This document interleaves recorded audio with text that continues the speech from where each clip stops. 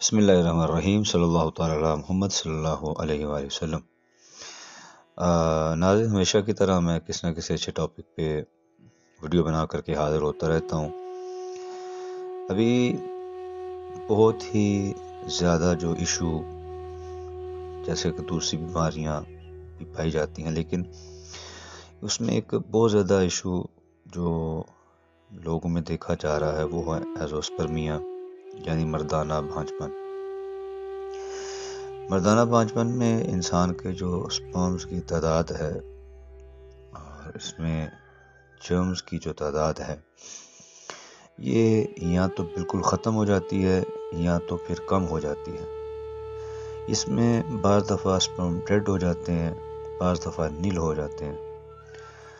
اب بے اولادی کی یہ ایک بڑی وجہ بنتا ہے۔ ہمارے بہت سارے لائف سٹائلز اس کی وجوہات میں سے ایک وجہ بنتے ہیں۔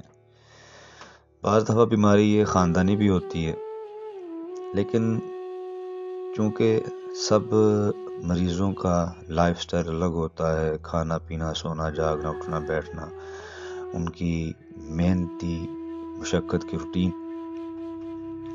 تو اس لیے ایک فارمولہ سب پر لگانا یا پھر یوٹیوب سے دیکھ کر یا کسی بھی اور طریقے سے علاج کرنا یہ ممکن نہیں ہوتا ہے۔ باقاعدہ اس کے لیے پراپر ماحول بنانا پڑتا ہے، ہر اینگل سے بیماری کو سمجھنا پڑتا ہے، اس کے بعد جا کر کے اس کی بیماری کا علاج کیا جاتا ہے۔ عام طور پر اس کے لیے جو بیسٹ وے ہے اس کی تشخیص کرنے کا، وہ سیمن اینالائز ٹیسٹ ہوتا ہے، جو کہ بہتر ہے کہ لیبارٹری میں ہی جا کر کے کروایا جائے۔ اور اگر بالفرض کسی وجہ سے لیبارٹری سے نہیں کروایا جا رہا، گھر سے کروا رہے ہیں، تو پھر 15 منٹ کے اندر اندر اس کو ٹیسٹ کو لیبارٹری میں پہنچانا ضروری ہوتا ہے، تاکہ جو ایکچوئل ریزلٹس ہیں وہ اس کے حاصل کیے جا سکے۔ اگر تو کسی شخص کے ساتھ ایسا مسئلہ پیش آئے تو لیبارٹری کی رپورٹ لینے کے بعد اس کو چاہیے کہ کسی بہترین معالج جو اس کا اسپیشلسٹ ہے اس سے رابطہ کرے اور اس سے رہنمائی حاصل کرے۔ ابھی میں انشاءاللہ آگے چل کر کے اس کے بارے میں آپ کو بڑے اچھے طریقے سے سمجھانے کی کوشش کروں گا۔ ابھی جو میں آپ کو عرض کرنے لگا ہوں پہلے، وہ یہ کہ اس بیماری کی عام طور پر وجوہات کیا ہیں۔ ایک تو میں نے عرض کر دیا کہ خاندانی ہوتا ہے، کہ جو والدین سے چلتا آتا ہے۔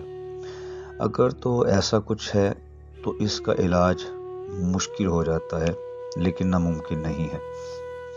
دوسرا، جو انسان ہمارے اپنے لائف سٹائل کی وجہ سے پیدا ہوتا ہے، اس میں ایک وجہ موٹاپا ہوتا ہے کہ ہمارے جو ٹیسٹیکلز ہوتے ہیں، مرد کی شرمگاہ کے ساتھ جو خصیے ہوتے ہیں، اب اس میں جب پراپر وینٹیلیشن ہوا کی نہیں ہوتی اور یہ جسم کے ساتھ موٹاپے کی وجہ سے لگے رہتے ہیں، تو یہ ہیٹ اپ ہو جاتے ہیں۔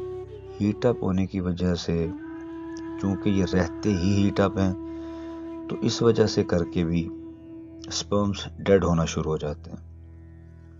ابھی آپ ایک بات ذہن نشین رکھیے گا، جو میں وجوہات عرض کروں گا، ایسا نہیں ہے کہ کل کائنات کے اندر جس کو بھی یہ مسئلہ ہوگا انہی وجوہات میں سے ہوگا، کہ ایک ویڈیو میں مکمل طور پر ہر وجہ، ہر اس کا علاج، ہر اس کا طریقہ کار نہیں بتایا جا سکتا ہے۔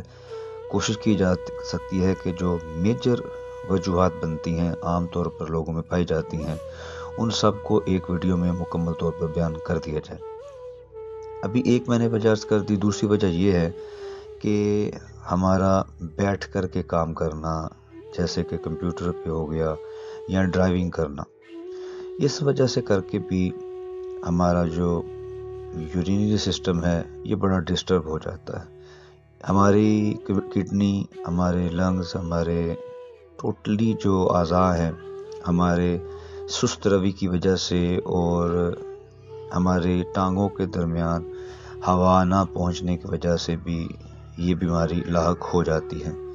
تیسری وجہ ہمارا بہت زیادہ تلی ہوئی فرائیڈ چیزوں کا کھانا، ہمارا ایسی ثقیل اور ناقابل ہضم چیزوں کو کھانا کہ معدے کو جس میں بہت زیادہ وقت درکار ہو۔ اس کے بعد ایک وجہ بہت زیادہ ہاتھ کا استعمال یا بہت زیادہ کثرت صحبت کرنا ہے۔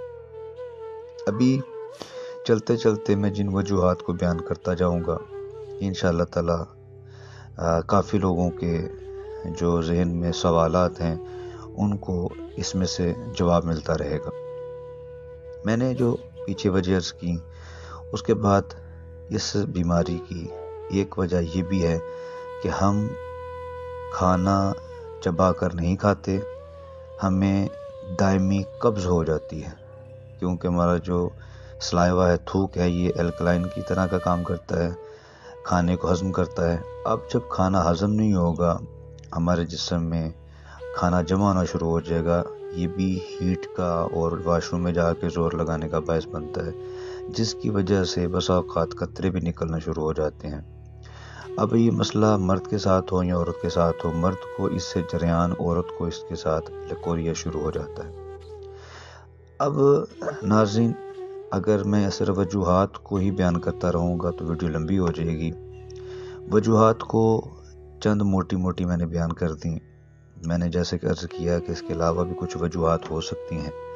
اب بیماری کا تو پتہ چل گیا کہ بیماری ایزوسپرمیا ہو گئی، رپورٹ میں اس کی ریشیو بیان کر دی جاتی ہے کہ ایکٹیو کتنے ہیں، ڈیڈ کتنے ہیں، اور اس کے بعد آگے جا کے یہ بھی بتا دیا جاتا ہے کہ اس میں پس سیل ہے کہ نہیں ہے، یعنی دیکھنے میں جو منی لگتی ہے ایکچولی وہ منی ہی ہے یا پھر وہ پس سیل ہے۔ اس کے بعد اب وجوہات بھی میں نے کچھ عرض کر دی، بیماری کا بھی پتہ چل گیا۔ اب چلتے ہیں اس کے حل کی طرف۔ تو ناظرین، میں نے شروع میں جیسے عرض کیا کہ ہر بیماری کا علاج کرنے سے پہلے اس کے سارے سرکمسٹانسز دیکھنا پڑتے ہیں۔ میں یہاں پہ میجر وہ طریقہ کار عرض کروں گا جو ہماری طب نبوی سے ثابت ہے یا پھر ہمارے ان اطباء کرام سے ثابت ہے کہ جنہوں نے سالہ سال ان شعبہ جات میں محنت کی، تجربات کی اور اس کے بعد کچھ چیزیں عرض کی۔ میں آپ کو مشورہ دوں گا کہ آپ اس بیماری کا علاج کسی اچھے معالج سے ہی کروائیں تو بہتر ہے۔ اس کے ساتھ ساتھ آپ یہ کر سکتے ہیں کہ آپ اگر اپنے ایکٹیو سپرمز کو بڑھانا چاہتے ہیں تو آپ کیمل ملک استعمال کریں۔ جی ناظرین، کیمل ملک، اونٹنی کا دودھ استعمال کریں۔ اور دوسرا فاسٹسٹ طریقہ، بکری کے دودھ میں آپ کھجور ابال کر کے استعمال کریں۔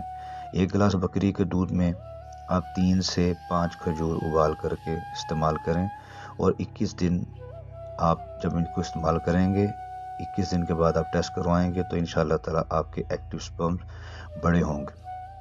ابھی وہ لوگ جو اس بیماری کا علاج اپنے علاقے سے کروائیں، اپنے ڈاکٹر سے، حکیم سے کروائیں تو ساتھ وہ یہ استعمال کر سکتے ہیں۔ اور اگر کسی شخص کو، کوئی ایسا شخص ہو جو میرے دواخانے پہ آنا چاہے، دواخانوں کے نام، میرا فون نمبر نیچے درج ہے، تو اپنی رپورٹس کے ساتھ مجھ سے بھی رابطہ کر سکتا ہے۔ اللہ نے چاہا تو بیماری سمجھنے کے بعد اس دوائی بنی بنائیاں موجود ہوتی ہیں، اور اگر کچھ ایسا مرض ہو جو ہٹ کر ہو دوسروں سے تو according to the situation of the patient جیسا مرض ہوتا ہے ویسی دوا تیار کر کے دی جاتی ہے۔ ساتھ میں کھانے پینے کا پرہیز ہوتا ہے، وظیفہ ہوتا ہے، کھانا کیسے کھانا ہے، سونا جاگنا، مکمل وہ چیزیں جو اس بیماری کو دور کرنے کے لیے ضروری ہوتی ہیں دوائی کے ساتھ بتائی جاتی ہیں۔ تو انشاءاللہ تعالی کسی کو بھی اگر ضرورت پڑے گی تو میں حاضر ہوں۔ بس اوقات ایسا ہوتا ہے کہ کچھ لوگ پیسوں کی وجہ سے پریشان ہوتے ہیں تو وہ کم پیسوں میں بھی علاج کروا سکتے ہیں، پریشان ہونے کی ضرورت نہیں ہے۔ اللہ تعالیٰ میرا، آپ کا، ہم سب کا حامی و ناصر ہو۔ میں باتیں کرتے کرتے آپ سے سمجھاتے باتوں کو یہ کہنا بھول گیا کہ اگر اب تک آپ نے میرے چینل کو سبسکرائب نہیں کیا، چینل کو سبسکرائب کریں، کمنٹس میں اپنی رائے کا اظہار ضرور کریں اور بیل آئیکن پر ضرور کلک کر دیں تاکہ آنے والی میری ہر ویڈیو آپ کو ملتی رہے۔ کوئی ایسی بات جو آپ کو پوچھنا ہو اور آپ نہ پوچھ سکے تو میرا نمبر موجود ہے واٹس ایپ پر، آپ پوری دنیا میں کہیں سے بھی میسج کر سکتے ہیں، میں انشاءاللہ تسلی بخش جواب عرض کروں گا۔ نیکسٹ ویڈیو کے ساتھ دوبارہ حاضر ہوں گا۔